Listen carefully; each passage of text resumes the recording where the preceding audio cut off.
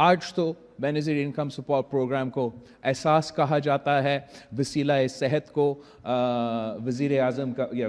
صحت کا انصاف کہا جاتا ہے، میاں صاحب کے دور میں وزیر اعظم کا ہیلتھ پروگرام کہا گیا، مگر اصل میں یہ بی بی شہید کے منشور کے پروگرامز ہے جو پاکستان پیپلز پارٹی نے شروع کیے، اور ہمارے سارے اپوزیشن نہ چاہتے ہوئے بھی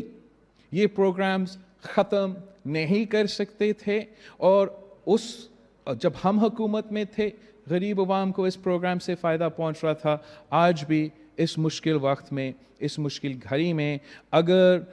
پاکستان بھر میں کوئی سوشل سیفٹی پروگرام موجود ہے تو وہ بے نظیر انکم سپورٹ پروگرام موجود ہے، اور وہ پاکستان پیپلز پارٹی کی وجہ سے ہے۔ لیکن ایک اور پروگرام ہے جو اب 2008-09 سے لے کے آج تک سندھ حکومت اس پہ محنت کر رہی ہے، and I think that that program is one of the most successful programs of the Sindh government, and آپ کو شاید اس کے بارے میں اتنا پتہ بھی نہ ہو۔ جو ہمارا پیپلز پاورٹی ریڈکشن پروگرام ہے، رورل سپورٹ پروگرام ہے، جو بے نظیر انکم سپورٹ پروگرام سے ایک قدم آگے چلتا ہے، اور ہمارا پاورٹی ریڈکشن پروگرام جو اب تقریباً پورے سندھ کے دیہاتوں بارنگ 2 ڈسٹرکٹس میں پہنچ چکا ہے، اس پروگرام کا بھی اب ہمیں واضح فرق نظر آ رہا ہے۔ تو پیپلز پاورٹی ریڈکشن پروگرام کے تحت 13 لاکھ عورتوں کو فائدہ مل رہا ہے۔ There are 13 million families جو اس پروگرام سے بینیفٹ کر رہے ہیں، and through the people's poverty reduction programme ہم کیش ٹرانسفر نہیں مگر بلا سود قرضہ دیتے ہیں، اور وہ بلا سود قرضہ چاہے ایک چھوٹا سطح پہ ہو تاکہ وہ اپنا ہی انکم کو انکریز کر سکے، یا تھوڑا بڑا سطح پہ ہو تاکہ وہ کاروبار شروع کر سکے۔ اور اس پروگرام کے تھرو 13 لاکھ عورتیں جو اس پروگرام سے پہلے غربت میں تھے، کوئی ان کا اپنا کمائی کا طریقہ نہیں تھا، آج وہ پیپلز پاورٹی پروگرام کی وجہ سے کاروبار کر رہے ہیں، کما رہے ہیں، اور نہ صرف اپنے کا لیکن اپنے خاندان کا خیال رکھ رہے ہیں۔ اور میرے خیال میں وہ ہوتا ہے انقلاب جو شاید آپ کو نظر نہیں آئے، لیکن سندھ کے غریب عورتوں یہ انقلاب ڈرائیو کر رہے ہیں، اور میں جانتا ہوں کہ سندھ کے خواتین میں وہ طاقت ہے، وہ انٹرپرینورشپ ہے کہ ایک چھوٹا سا معمولی مدد کے ساتھ وہ پوری معیشت میں انقلاب لے آ سکتے ہیں۔ اور میں آپ کو بتاؤں، یہ جو بلا سود قرضے ہم دیتے ہیں، آپ بگیسٹ بینکس آف پاکستان کا ریکارڈ اٹھا کے دیکھیں، جو وہ لونز دیتے ہیں، ارب پتیوں کو لونز دیتے ہیں، بینکنگ سیکٹر کو لونز دیتے ہیں، کنسٹرکشن سینٹر کو اربوں روپے کا لونز دیتے ہیں، مل مالکان کو لونز دیتے ہیں۔ آپ ان کا ریکوری ریٹ چیک کریں،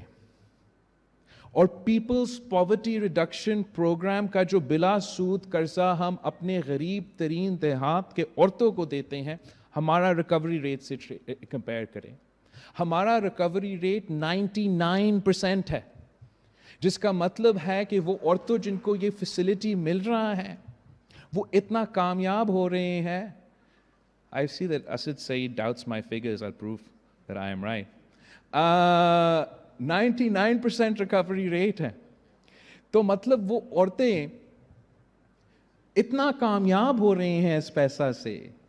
کہ وہ اپنا کام کر رہے ہیں، اپنا خاندان کا خیال بھی رکھ رہے ہیں، اور حکومت کا پیسہ حکومت کو واپس بھی دے رہے ہیں۔ تو یہ ان کا ہمت کو ہم سلام پیش کرتے ہیں، اور ہم سمجھتے ہیں کہ یہی وجہ ہے کہ ہم حکومت میں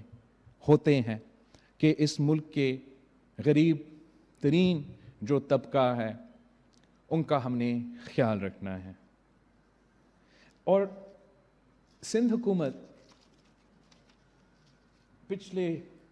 5 साल पहले को मैं आपको 8 साल पहले मैं आपका